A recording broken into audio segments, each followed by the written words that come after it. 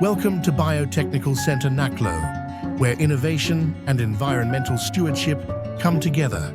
Our students and teachers are embarking on an exciting project to build a research drone, which will allow us to explore and monitor hard-to-reach mountain areas.